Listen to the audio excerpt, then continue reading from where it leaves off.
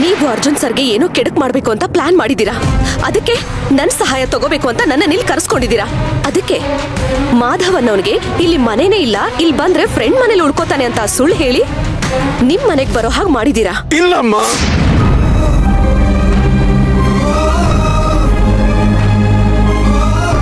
ಖಂಡಿತವಾಗ್ಲೂ ಇಲ್ಲ, ಪ್ರಮಾಣವಾಗ್ಲೂ ಇಲ್ಲ. ಇಲ್ಲ, ನಾನ್ ನಂಬಲ್ಲ.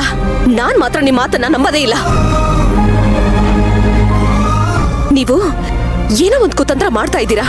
ಅರ್ಜುನ್ ಸರ್ಗೆ ಏನೋ ತೊಂದರೆ ಕೊಡ್ಬೇಕು ಅಂತ ಏನೋ ಒಂದು ಹುನ್ನಾರ ನಡೆಸ್ತಾ ಇದ್ದೀರಾ. ಅದೇನು ಅಂತ ಸತ್ಯ ಹೇಳಿ ಹೇಳಿ, ಅದೇನು? ಅಯ್ಯೋ, ಹೇಗಮ್ಮ ನಿನ್ನಲ್ಲಿ ನಂಬಿಕೆ ಬರ್ಸ್ಲಿ ನಾನು?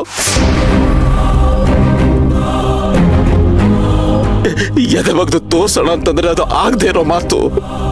ನನಗೀಗ ನಿನ್ನ ಮೇಲಾಗ್ಲಿ ಅರ್ಜುನ್ ಮೇಲಾಗ್ಲಿ ಯಾವುದೇ ದ್ವೇಷ ಇಲ್ಲ. ಈಗಿರೋದು ಬರೀ ಪ್ರೀತಿ ಮಾತ್ರ.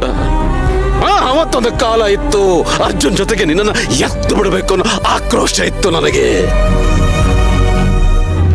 ಆದ್ರೆ ಅದು ಯಾವ ಅಮೃತ ಗಳಿಗೆನೋ ಏನೋ, ನಿನ್ನಲ್ಲಿ ನನ್ನ ಮಗಳನ್ನ ನೋಡಕ್ಕೆ ಶುರು ಮಾಡುತ್ತೋ ನನ್ನೊಳಗಿದ್ದ ನರ ರಾಕ್ಷಸ ಸತ್ತು ಸಮಾಧಿಯಾಗಿದ್ದ.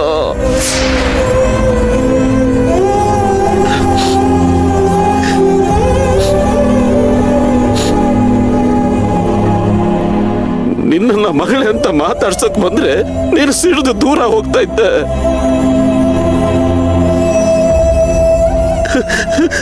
ನಿನ್ನ ಹತ್ರ ಮಾತಾಡ್ಬೇಕು, ನಿನ್ನಲ್ಲಿ ನಾನು ಕಳ್ಕೊಂಡಿರೋ ನನ್ನ ಮಗಳ ಪ್ರೀತಿನ ಪಡಿಬೇಕು ಅನ್ನೋ ಆಸೆಗೆ ನಾನು ಬಲಿ ಬಿದ್ದೆ.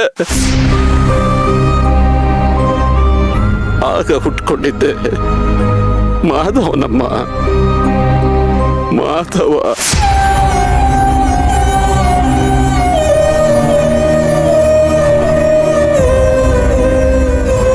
ನೀನೇನು ಹೇಳು, ನಿನ್ನ ಮೇಲೆ ಅರ್ಜುನ್ ಮೇಲೆ ದ್ವೇಷ ಇದ್ದಿದ್ರೆ ನಾನು ಯಾಕೆ ಡಿವೋರ್ಸ್ ಕೇಸನ್ನ ಕೈ ಬಿಡ್ತಾ ಇದ್ದೆ? ನಿಮಗೆ ಡಿವೋರ್ಸ್ ಕೊಡಿಸಿ ನಿನ್ನ ಮೂಲಕ ನಾನು ಏನು ಬೇಕಾದ್ರೆ ಸಾಧಿಸಬಹುದಾಗಿತ್ತಲ್ಲ. ಅದು ಬಿಟ್ಟು ನೀವು ಜೊತೆಯಾಗಿರಿ, ನೀವು ದೂರ ಆಗ್ಬೇಡಿ ಅಂತ ನಾನು ಯಾಕೆ ಹೇಳ್ತಾ ಇದ್ದೆ?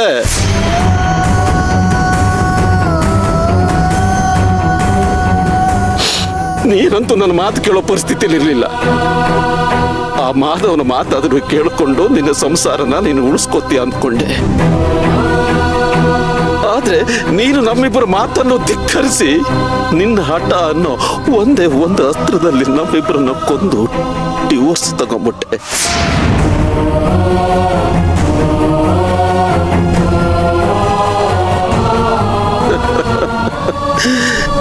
ಜನ ಜೀವನ ಮಾಡೋದಕ್ಕೆ ಏನೇನೋ ವೇಷ ಹಾಕ್ತಾರೆ, ಏನೇನೋ ಮಾಡಬಾರ್ದನ್ನು ಮಾಡ್ತಾರೆ.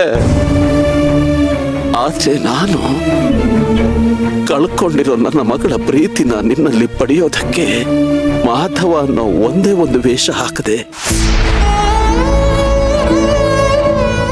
ಅಯ್ಯೋ, ಆ ಮಾಧವ ತುಂಬಾ ಪುಕ್ಕಲಮ್ಮ.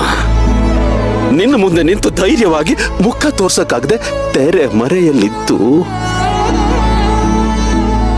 ಇವತ್ತು ನಿನ್ನಿಂದ ಶಾಶ್ವತವಾಗಿ ಮರೆಯಾಗಿ ಹೋದ.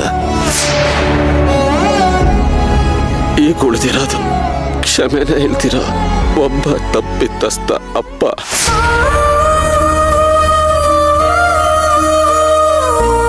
ಈ ಜೆಪಿ ಮಾತ್ರ ನೀನು ಕ್ಷಮಿಸಿದ್ರೆ ಈ ಜೆಪಿನ ಉಳ್ಕೋತಾನೆ, ಅಪ್ಪನೂ ಉಳ್ಕೋತಾನೆ.